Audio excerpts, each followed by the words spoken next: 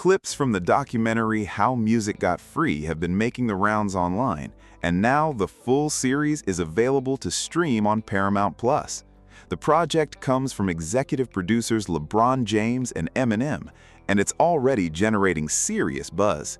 A few preview clips surfaced on Twitter, giving audiences an early look at what the show has to offer, including a revealing moment where Eminem opens up about how music leaks disrupted his creative process and release timeline back in the 2000s. Take a look at this clip. Like, music should be free, and then it's like, okay, well, here's what you don't understand. If music should be free, I have an engineer to pay. There's an entire army of people that work at Interscope that need their paycheck. It was annoying. It was messing with his creative process and how he wanted people to hear it. What do? Do I try to make songs like those that leaked? But then people go, well, we already heard that from you. Well, we just found out today that we have no choice, but because of demand and the piracy and everything that's going on out there, that we have to push the Eminem album up, the new album, The Eminem Show, up to May 28th rather than June 4th. Your whole marketing plan went out the window. I mean, every hour that record was out, you were losing sales. I'm, falling over my desk and Eminem screaming at me. What do I want people at home to know about this record? It's out today. Like us ripping a record, it was actually good for the artist. It was free exposure. And we have no choice but to stop everything else we're doing and get this record out. His album got released probably a month before the release date. He had to reschedule his tours, and he was pretty upset from what I read. Whoever put my shit on the internet, I want to meet that motherfucker and beat that shit out of him.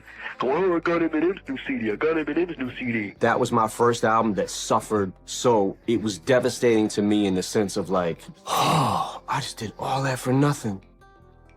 As an artist, you want to make something that for the world to have, and now you're complaining that it's being distributed?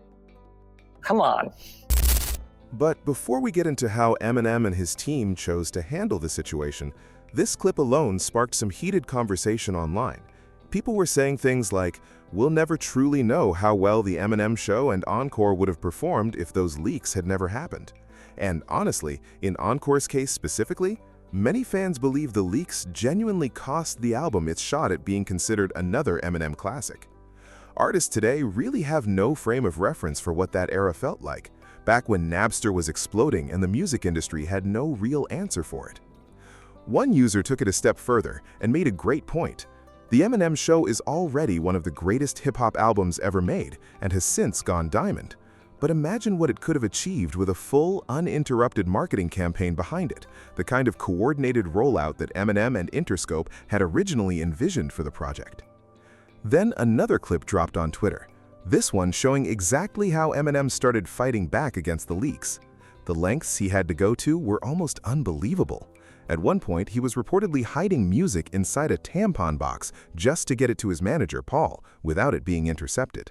Some fans in the comments noted that this experience may have also shaped why Eminem stayed somewhat cautious around technology for years afterward.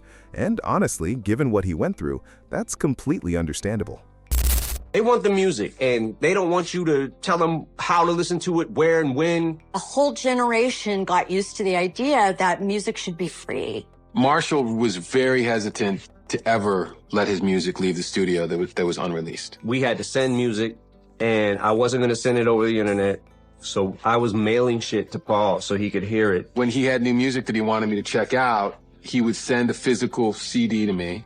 He was worried that people would know that it was Eminem sending a CD to Paul Rosenberg, so they would try to disguise what they were sending. I put it in a big box, and it'd be wrapped 10 different times, and it'd be one CD. Cans of sodas, a magazine, and a basketball.